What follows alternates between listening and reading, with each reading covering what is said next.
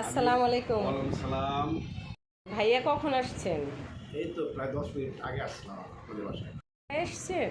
না, সাথে আমার বোন আছে, ওই আবার আর অনেকদিন হয়েছে তো, এবার বান্ধবী বাসায় যায় না, তাই ওদের বান্ধবী বাসায় গেছে আর আমি এখানে আসছি আপনাদের এখানে। আমরা বাবু আপনাদের বাবু। তো আপনি এতদিন ছুটি কেন কাটাইলেন?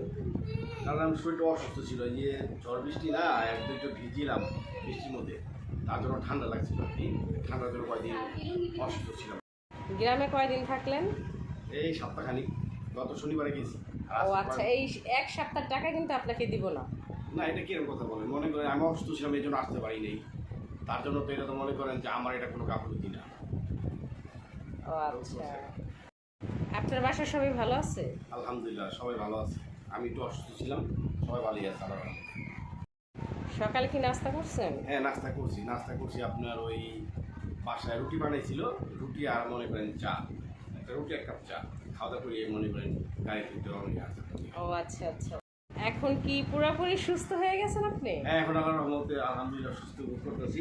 আল্লাহ এই জন্যই আসছে আর কি আপনাদের এখানে। বাচ্চাটার পড়াইতেছে অনেকদিন ধরে, সামনে পরীক্ষা।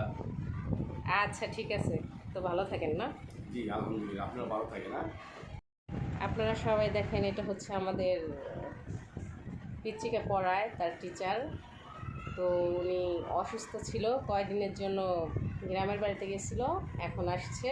তো ওনার জন্য সবাই দোয়া করবেন, উনি যেন সুস্থ হয়ে যায়, যেহেতু উনি স্ট্রোকের রুগী। তো একবার স্ট্রোক করছিল, এটার জন্য মাঝে মধ্যে অসুস্থ হয়ে যায়। তো ওনার জন্য সবাই দোয়া করবেন। আল্লাহ হাফেজ।